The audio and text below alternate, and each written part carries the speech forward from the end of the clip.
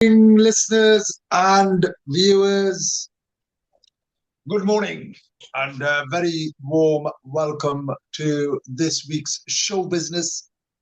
It's a show about business and pretty much everything else that is going on in the world. And sadly, I am not going to be joined by our delightful Jaff. He's having a laugh. And yeah, he's on a mission somewhere. But I am delighted, excited, and looking forward to hosting two brilliant people. So the first and foremost, Mr. Alan Curry, our long-term supporter, promoter, and connector, will be joining in a couple of minutes. And then later on in the show, we're going to hear from Umar Chaudhry. And Umar is, I'm sure he loves his name being pronounced in that wonderful way.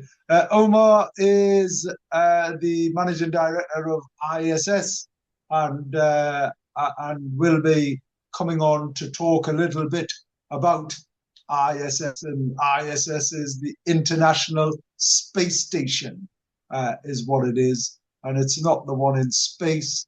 It's in fact the one that we have here, right in our region.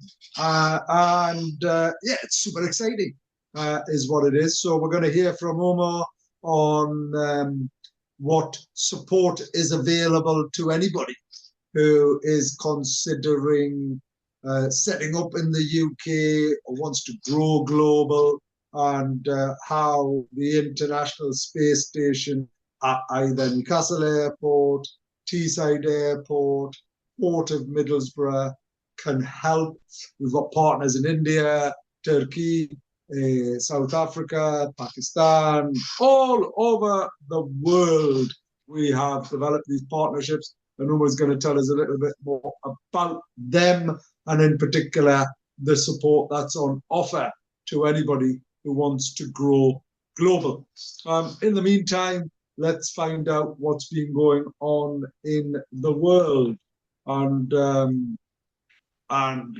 in perfect timing, in regards to what is going on in the world, there's lots of things going on in the world, and we're going to hear a little bit more about them. Oh, good morning, Mr. Curry. I tell you what, Ammar. Are you there? My technical abilities, I was raring to go with the link, and I thought I'd be really clever today. I'll use the laptop. Didn't work. Then I went the iPad. Didn't work. So I'm now on the iPhone. So I think there's a song there, isn't it, which says 2 out of 3 ain't bad, but I think I've ended up with 1 out of 3. Fascinating. Can you hear me okay? You're here. I can hear you perfectly. I can see you. You might want to turn your phone on its side, actually. Was that better? Yeah. I tell you what. It's 100 times better. Do you know why? Do you know what it is? I mean, I don't know whether many people know your background in relation to your technical ability, but it's really good to have it. Sorry? Have you got it placed? Your finger's in the way, so you're going to have to stop holding it. Right, wait a minute. Can you put it where it doesn't fall around, or can you put something behind it? What's that like? Are we getting there? Yes, it's very well. Now, excellent. You must remember, Mr. that whilst we can see each other, and consequently a pause in speaking doesn't really have an impact for our wonderful listeners when they can't hear either of us whilst we're making our adjustments. It can be slightly disconcerting, is what it can be. Right. Okay, so I think I'm there, but there's a little bit of stop. There does seem a little bit of a pause from your perspective. Yeah, I think it's your Wi-Fi is what it is. Oh, no, I've got state of the art. Yeah. Have you? What state of the art? Well, you met my son Andrew, right? Who's pretty good at all this stuff, right? So as you wander around your Yes. house and it doesn't work in certain rooms, but it works better. I think I've got these little Yeah. modems in every room, right?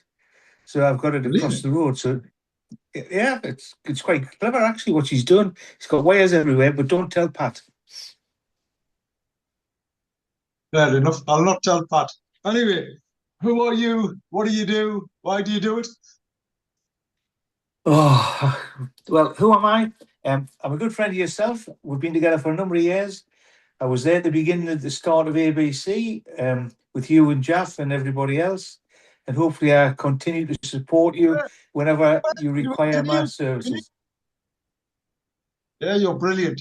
And I'm incredibly grateful for you always stepping in and stepping up. But can you, where and when did we first meet? Obviously, But you not know when what it you were is? beating us up, like No, from your I'm black. if you remember, I'm sure one of the obviously you might get into last night's ABC curry club, but one of the ladies there said she was doing a corporate governance course, That was it. right? So you recall you were an independent member of Your Homes Newcastle, and I was Yeah. an independent director, and I was independent director of Gateshead Housing, and we did Yeah, that you were a corporate gate shed. governance course. Yeah. Yeah. And obviously, we can share this with the viewers and listeners, but we seem to get on quite well, so much so that the lecturer just sit apart because she wanted to continue doing our course without us laughing in the corner like Too. little kids. Yeah, you were So, so disruptive. You were so well, yeah, disruptive. but everybody who's disruptive needs somebody to. Absolutely. It was. It is. Anyway, yeah, no, thank you. And then I think you hadn't retired at that point, or had you? Yeah, I had, because obviously I was doing the independent directorships then. All right, okay. But you weren't no, I feel as if it's been like literally at a point. And I think it may have also been as a consequence of Alan Brown. Did I make that up? No, Because the link that time he and was a Brown was government later. office, He was was hooking it? off to All Northeast right. after he retired, but obviously we got involved with Alan. I was involved with Alan anyway, so I introduced you to him later on. Who's still Yeah. doing well, to be perfectly honest, even though he's maturing even more than Is me. he? All right. What? What is he? How is he? He's fine. I mean, I think he's got to the stage now where he's finished his directorships, coming off his Northeast Fraud Squad, etc., etc. And he's, well, I was going to say he's looking for his grandchildren. His grandchildren are about 14 and 15 now. So just how we all mature and move on, but a great mover. Obviously, the retired Deputy Chief Constable in Northumbria Police, moved on to Government North East, moved on to other things since. And I think you've got to get to a certain stage in life where sometimes uh, your experience is useful for other bodies, but sometimes you just got to remember maturity creeps in.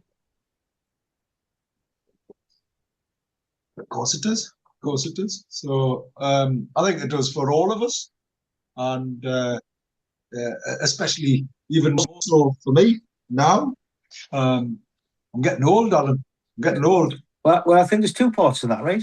I was always taught from one of my good friends, you're as old as you want to be. Oh, what happened there? Oh, somebody's messing about. Someone's messing about. Brilliant. No, Anyway, Alan's somebody's still trying to there. ring He's us. frozen. No, somebody's Oh ringing. no. Right. Anyway, thank you. Our listeners It'll are come. delighted. Our listeners are delighted to hear that Right. someone's ringing you. Oh, there you are. There you're back. Well, Right. do you know what happens? I mean, I've had this number since I retired, and I'm sure a lot of your listeners and yourself, I get all these dodgy calls that from all around the country, and I work on the principle I never answer any. It rings for 4 times, and if you want to speak to me, leave a voicemail and I'll ring you back. I must have about 600 numbers blocked now. That's really good. Yeah, but it's a good point for yourself and for others. Well, actually, I've taken that one step further, Alan. So now my phone screens the call if the number's not known to it. And it will ask someone to say who they are, why they're calling, and it'll then display a message saying such and such is calling, they want to talk about whatever, do you want to answer the call, all whilst they are there. And if I can either decide not to or to, it's like having a virtual assistant. Well, it is, and of course, if we're just going to go into this concept of my background and now, the issues of fraud and people ringing up about your bank accounts being dealt with, or just making an inquiry. I've had a few. Hello, Mr. Robertson. And I say, sorry, not Mr. Robertson. Sorry, who am I talking to? And I say, well, anyway, I was ringing about this. Can I talk about that? And I just put the phone down. So they're so clever now, and people. And the worst of it is when, as soon as they ask you about bank account details, it's really hard to keep away from it. Just remember, if the banks are true to their words, nobody will ever ring you to ask about your bank account. Just a little bit of fraud advice there. Thank you very much. And tell me, Alan, the world that we live in is a very exciting, interesting place at the minute. And don't forget, we remain politically neutral, apolitical, a-religious, a-football. Well, maybe not a-football, really. No, I think that's a step don't go there. far. Don't go there. A step right. Is the thing. No, but as in we can be supportive of teams in football. It's more the religion, politics that we cannot, because everyone has a different view and an opinion. But the world has gone to pot. That was the last conversation we had on air. Is that? Are you sure? Yeah, you have to go back through the recordings. I think I've told you before. I watched them. I watched them on repeat all the time. That's the only other thing that I watch. Yeah. Well, some people watch The Sopranos. Some people watch Blue Bloods. You obviously watch ABC on repeat, which is very good. I think it was my dad who said to me, and bear in mind, I am mature. He said, "The world's gone mad." And that was the first time I ever heard that statement. And now, how many times do you hear people across the country, across the people we deal with, keep saying the world's gone mad? We're in a strange time, notwithstanding we're not going to talk politics. Yeah. Oh no, we're in incredibly strange time. So let me pull up the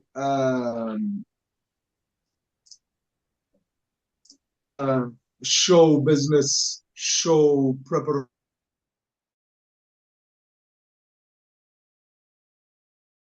pulled together, and we will have Umar Chaudhry dialing in at 1:45. I'm ever so grateful for Mr. Curry joining us and supporting the conversation. So the conversation, let's see what's happened. So the Curry Club, let's kick off with the Curry Club, because it feels like you were there. Thank you ever so much for having gone round the block a few times. I thought you'd been there previously. Well, I said to Michael, because it's obviously Raymond James Monument, isn't it? Right? So yes. If you Google it, like the world, by the time I park the car, it's really hard to see that little portal to that room. So it's the second time he's been very good to host ABC, but it's also the second time I've had to go around the block before I found the entrance. But I mean, Michael's a good supporter, isn't he? He's a great supporter, yeah, and he's just a genuinely nice person as well. Yeah. So let's get into the show. But in particular, Alan, the Curry Club, interesting affair. I felt as if everyone had started being given 30 seconds and then people started taking 2 minutes and 3 minutes, and some people took like 10 minutes. And I was, by the end of it, I thought, I'm sure I was meant to be somewhere before 8 o'clock. Well, I think there's two parts to that, right? I think it was nice to see a number of new members or new attendees, if that's the way to put it, right? From different backgrounds. Yeah. I'm sure there's a. Yeah. Oh, what have you done? Am I still there? Are you there? Am I No, not? don't worry about what I've done. Keep talking. Yeah, Right. yeah, keep So I talking. think Keep it was talking. nice to see some new attendees who would have interesting to see what ABC is about. I actually think the process that we went through at the end, and I'm not going to use my words here, because obviously Pat, my wife, who you know very well, when she came away, she really enjoyed the last bit. Notwithstanding if people did more than 30 seconds now and then, she actually enjoyed that little bit introduction where people were saying, and your view was, what does success look like? And I've told you for years that's one of my favorite questions. And you said, what does success look like in your personal life? And what are you asking for from a business perspective? And I thought it went really well, but I obviously don't have the same ability to comment like my wife does, who came away as we were walking back to the car. She said, I really enjoyed it. Now, I always enjoy ABC and the meals and the context of different people talking, but I just thought it went really well last night. Yeah, no, thank you. I think I personally, having said and been a serial networker, feel as if you should be going to an event. The most precious thing that anyone's got in their lives is the time. And if you go to an event, it should be, well, what value am I getting and what value am I giving? And I think there's just something really nice about mixing things up and doing that in a way which allows for everyone to participate. And to be honest, that only works when you've got a certain number of people. Like for example, as soon as we get to larger numbers, it becomes a bit more challenging. Although I feel as if it is something that I always try and integrate in anything that certainly I'm doing. It's really important to give people the chance to talk, whether they're comfortable or not. I mean, it was brilliant. The one of the first gentlemen who spoke, he says, "I'm really not confident, but I'm here," and talked about himself and his business as part of the introductions. When we were introduced, because I actually went round everyone and done introductions initially as well. Um, so so I think that type of format, and it's brilliant to have Pat's endorsement. There can't be a better endorsement Well, when it comes to that. do you know what I would say? And over the years we've been together and the things we've done, one of the things that always stuck in my mind was when we were dealing with some of the young people who were unemployed. And they came to one of the ABC curry clubs. Yeah. We said, you'd be able to network. And what's always stuck in my mind is somebody said, but how do you network? Now, we assume, because maybe you and I have done it for a little while now, that everybody just walks into a networking environment and knows how to do it. So I do think last night worked well.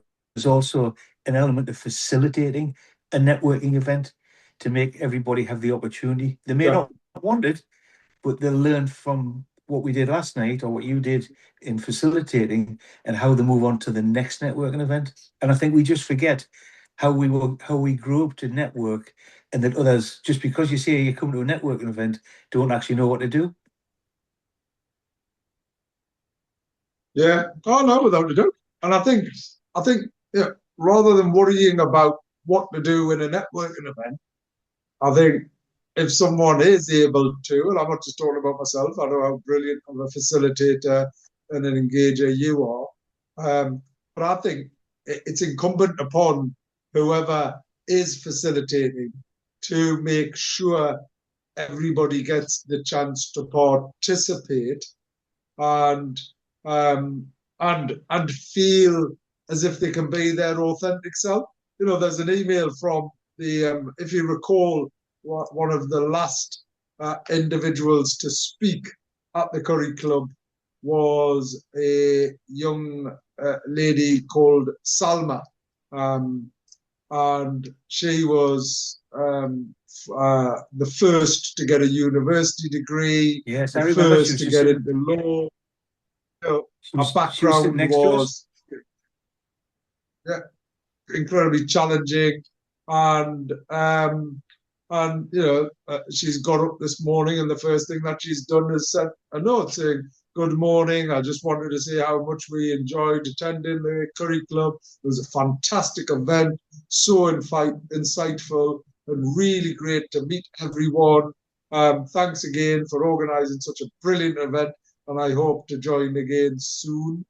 She's asked, actually, the middle bit, which I missed out, was she'd asked for some photos, and she'd love to put something on LinkedIn and things like that. So, you know, it's just that's really, really nice. And in fairness, I was already considering reaching out to her to consider sort of, you know, being part of our advocates, because what we're trying to do from an ABC perspective is make sure that we have ambassadors, mentors, coaches, individuals who come along.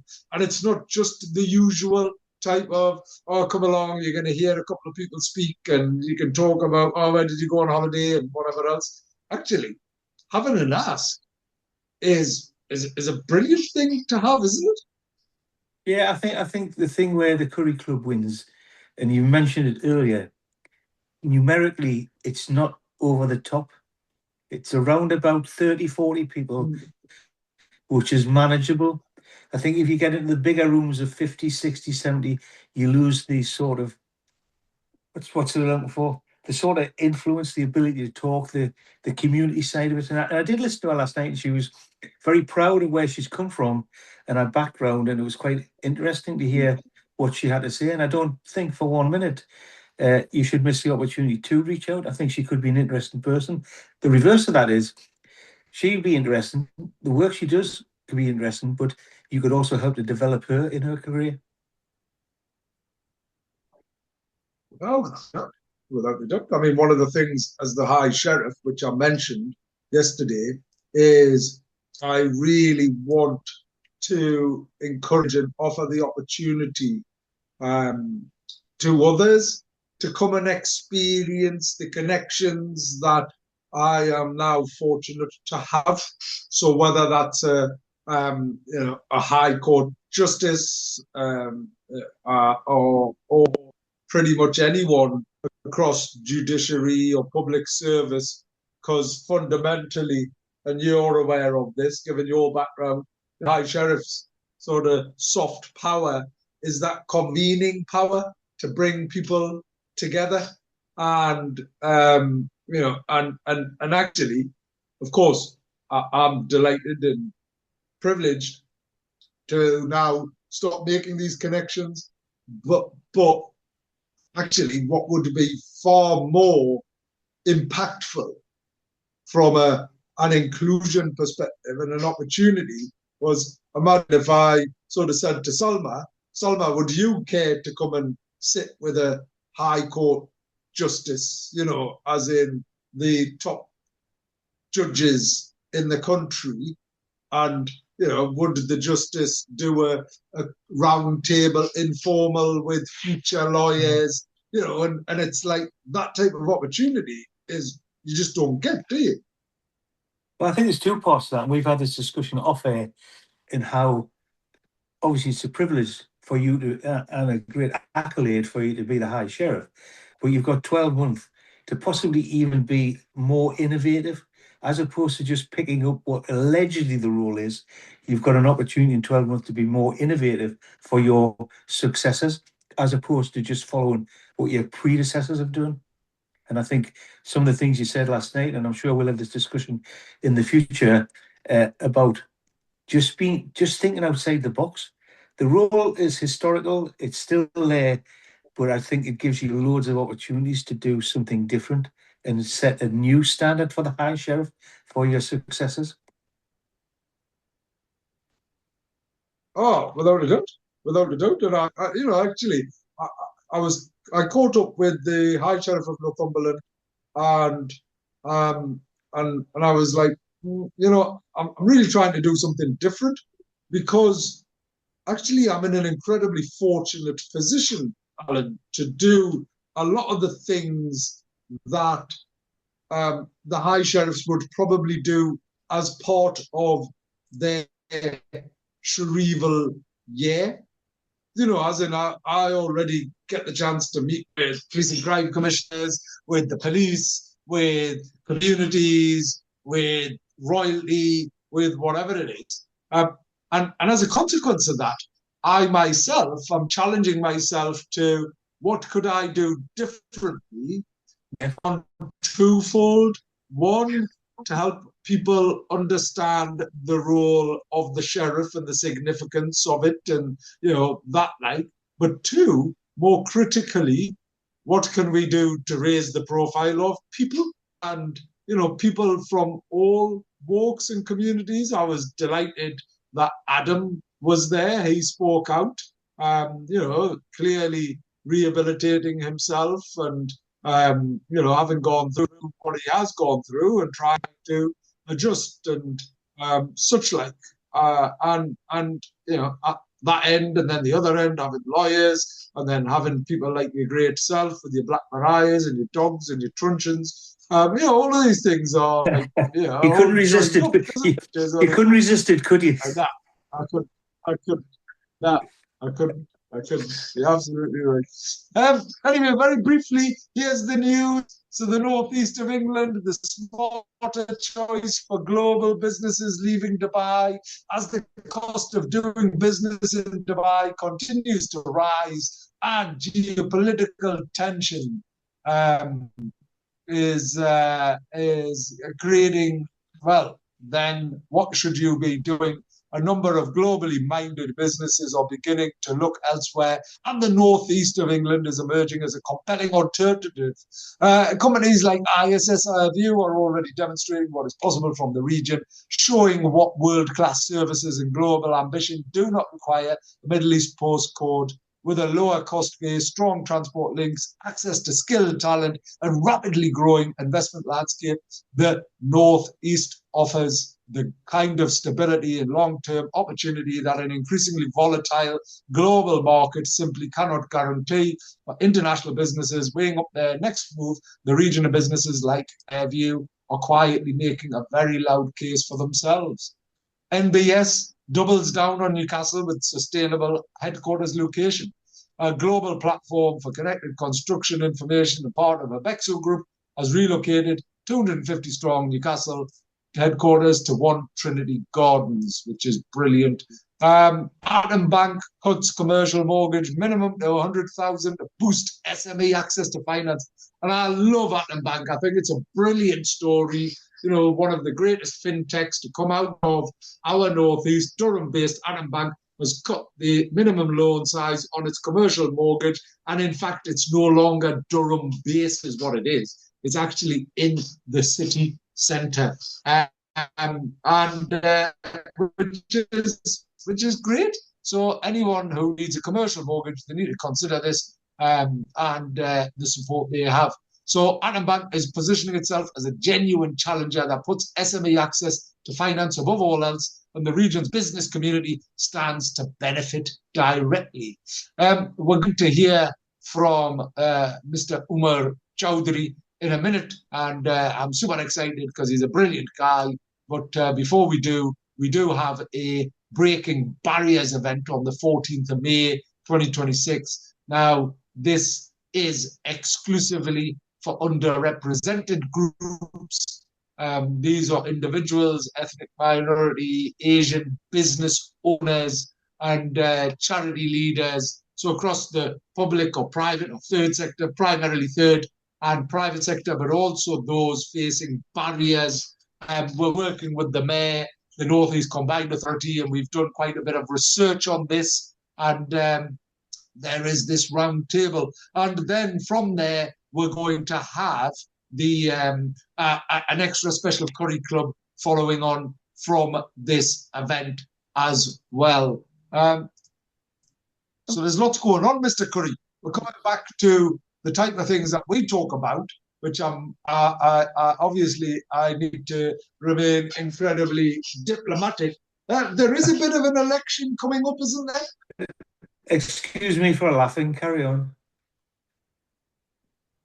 Was it? That was a question and a statement. There is a bit of an election coming up. No, it was a bit about being.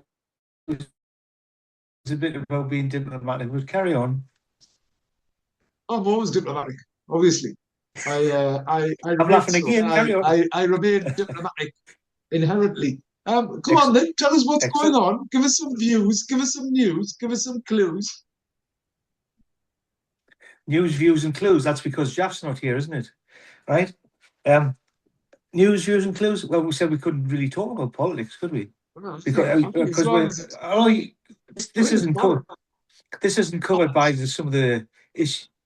This isn't covered by some of the issues, isn't it? So I think it's very interesting to see where the current political situation is. Right? Everybody seems to be thinking reform is going to be cleaning up. There's some issues around the poor old Labour government and Mr. Starmer in particular, and where things are going. I think the next 2 weeks will be very interesting. I do think, obviously we're in the northeast, right? Historically very red Labour, etc. So if anybody did consider voting Conservative, they never told anybody. You know, when they talk about shy Tories. So I wonder if there's a lot of shy reform voters around who wouldn't want to see it, because obviously there used to be a lot of there were, like, I mean, I think part of the term was like closet conservatives in the region, because no one wanted to externally say that. I think according to other news channels, and allegedly, I just need to make sure we comply. And there are, and so potentially, I think, Alan. But the other thing which we are seeing, and polls are like anything. How do I feel today? What did I, listen to? What did I hear? All of those things influence how I feel, and how I might feel in a week or two is distinctly different. But things are equally, picking up quite a bit of. I mean, historically, they would never have been sort of considered, would they? Well, I don't mean obviously not ever considered, but considered as a contender, the top tier of politics. It's quite interesting how things have changed. But I quite like when I'm walking Winston. And for those who don't know Winston, my dog, I obviously have the radio on. I listen to certain podcasts and all the rest of it. And I tell you what, I've heard a lot of times. Yes. When you listen to the current polls or read the current polls about who's going to vote where, there's a number of people who keep coming on saying, who are these people who are getting polled? Because I don't know anybody who's ever had. So it's an interesting concept, isn't it? So here's different circles you move in. I wonder who do you know who's ever been asked a question by a pollster? That's a brilliant question. That is. Well, what I'm just saying, the amount of people you meet. I mean, I'm sure it's not a question you've asked. I certainly will do. Nobody's ever said to you, "Oh, Ammar, I was down Northumberland Street the other day, and this person came along with a clipboard and asked who I was going to vote."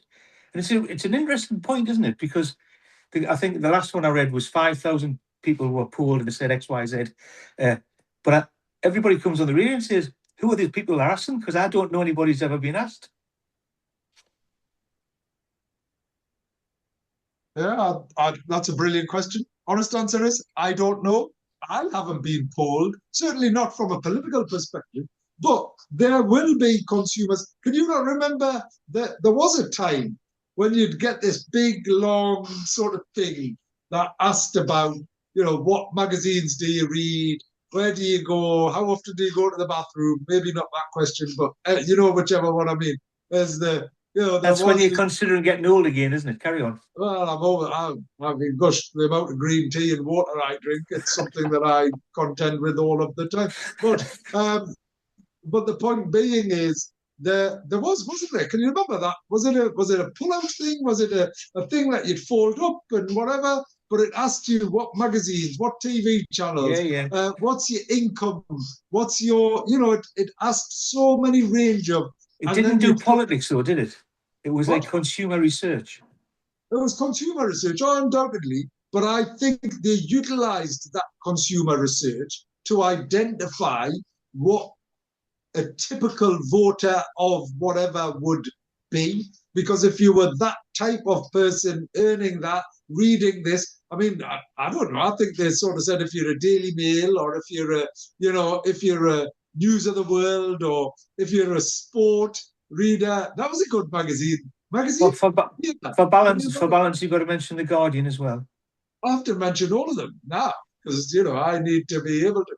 But the sport was a particularly interesting sort of newspaper, wasn't it? Well, you worked with your mum and dad in the shop, probably selling newspapers. So, myself, I was probably. My dad used to like the Sun, which Right. was, the number one Any newspaper at the time. particular page? But Any we've moved. particular page? Well, I don't want to get into this, but I got a bit of a shock about Samantha Fox the other day. All right, okay. Anyway, that's clearly from an Ofcom and a regulatory pre-watershed. No, it's just about how I didn't for 1 minute think she'd be 60. Is she? Yeah. I mean, can you imagine? No, I can't. Neither I don't can want I. to. I mean, I just remember Why would you ask? what I was told about her, but from what I can gather, she was quite interested in her youth. But I don't know who you mean. But that's anyway, that's fine. We're probably way ahead. The viewers, listeners probably don't understand what we're talking about. But can you imagine being 60? well, I don't know. How does it feel? I'm looking forward to being there to make sure I get there. Yes, good. So do I. But right, we've got Umar coming on. Alan, for the last minute or two, anything you want to say? How do you want to say it? What do you No, want to no, say? no. I just think I think it's something nice to reiterate. ABC curriculum, excellent, going well, move forward. High Sheriff, great opportunities to do.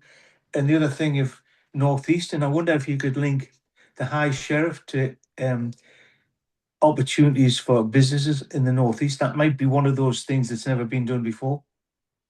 It most definitely is. And actually, the traditional role of the sheriff is to look at there's three sectors or within law, one sort of family disciplines is the word I was looking for. There's one family track, they call it, one criminal track, and then there's one sort of business and property track.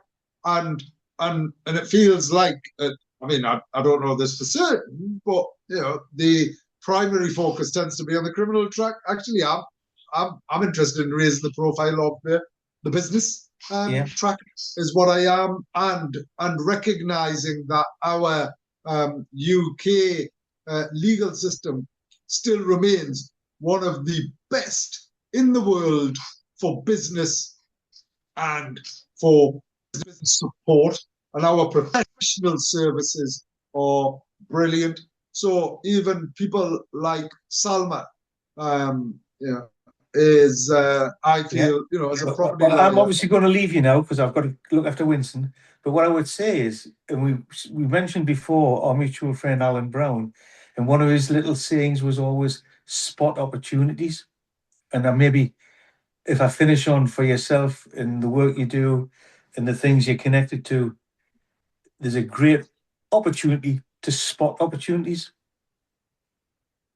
There was a dog called Spot the dog, though, wasn't there? Who was that? Spock. Spot the dog. Spot. Was there not a dog? Spot the dog. That was a show. And don't forget there was Right. Spotty Dog. But that Spotty dog. yeah, but was that not something to do with Andy Pandy? I can't remember. I can't remember Andy Pandy. You're going to start talking about the flower pot then next. Anyway, Umar, good morning. Welcome. I'll introduce you to Alan very briefly, and then Alan's going to teleport out of here. Do you know, have you met Alan before? Good morning, Ammar. Thank you for having me. And no, I've never met Alan. I've heard you talk about him very fondly, but I've never had the opportunity to meet him. I'm okay with that, other than you said, I've heard you talk about him very oddly, right? The words were fine, other than very oddly. But you enjoy yourself with Ammar. I'm moving on because he knows I've got me. I'm sure he said fondly. I said fondly. You see, we're going back to Ammar being very diplomatic there, aren't we?